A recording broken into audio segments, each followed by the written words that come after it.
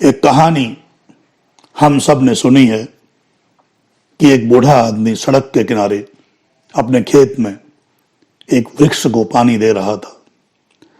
तो वहां से जा रहे एक राहगीर ने पूछा कि बाबा, आपकी उम्र बहुत ज्यादा हो गई है, आप वृद्ध हो गए हैं और जिस पेड़ को आप पानी दे रहे हैं, क्या उसके फल आने तक आप जीवित रह सकेंगे?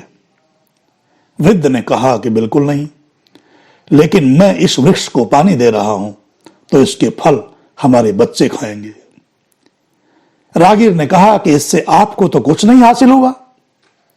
वृद्ध ने कहा कि एक वृक्ष को कभी मेरे बुजुर्गों ने पानी दिया था और उसके फल मैंने खाए हैं, आज भी खा रहा हूं।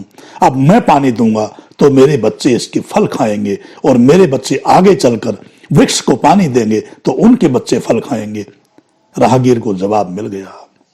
बात छोटी सी है परंतु संदेश बहुत प्यारा है। आज के कंप्यूटर युग में भी इसे लागू किया जा सकता है। प्राचीन समय से ही हमारे महापुरुषों, गुरुजनों और बुजुर्गों ने अच्छी परंपराएं स्थापित की हैं। यदि हम इनका पालन करेंगे तो हमारे बच्चे भी इसे निभाएंगे। दुर्भाग्य से आज हमारे बुजुर्गों के सम्मान को हम सुरक्षित नहीं रख रहे। एक अंतर्राष्ट्रीय रिपोर्ट के अनुसार दुनिया भर में 25 करोड़ से ज्यादा बुजुर्ग 75 साल से ज्यादा की उम्र के हैं और उनके घर के लोगों ने ही उन्हें दुत्कार रखा है। ये लोग विभिन्न स्वयंसेवी संस्थाओं पर निर्भर हैं। भारत में भी ऐसी ही स्थिति होती जा रही है।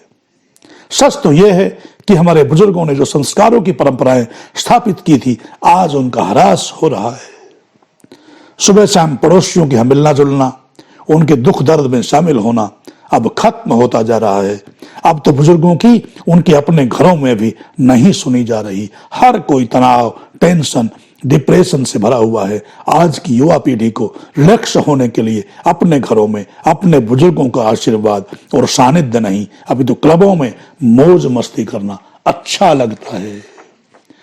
वैसे तो देश में बुजुर्गों के सामाजिक अधिकारों के लिए अनेक योजनाएं हैं, परंतु वे अमल में बहुत कम लाई जाती हैं। दुर्भाग्य की बात तो यह है कि नैतिक शिक्षा और संस्कारों की शिक्षा देने वाले संस्थान भी अब ज्यादा सक्रिय नहीं हैं। कुछ दशक पूर्व तक ये शिक्षाएं घर के बुजुर्गों, दादा दादी और नाना नानी के माध्यम से मिल जाया करती थी। बड़ी बड़ी गोष्ठियों में, सेमिनारों में संस्कारों की रक्षा के लिए लंबे चौड़े भाषण तो दिए जा रहे हैं, लेकिन हर तरफ सलाह ही सलाह और इसकी शुरुआत का बीड़ा उठाने को कोई भी तैयार नहीं। कुछ समय पहले तक ऐसा नहीं था। भारत की तुलना में यूरोप में बुजुर्गों की रक्षा के लिए कानून ज्यादा कारगर हैं।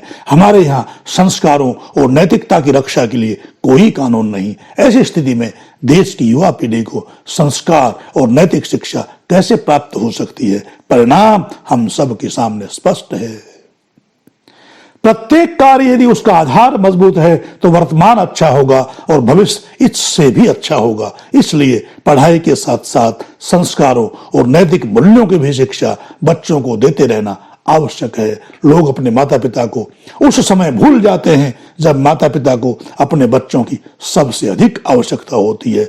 जिन माता पिता ने पेड़ लगाए, हर रोज पानी दिया, लेकिन वे स्वयं उसका फल नहीं खा पाते, वे अपने बच्चों और भावी पीढ़ी के लिए ही इन्हें लगाकर इनमें खाद पानी देते हैं।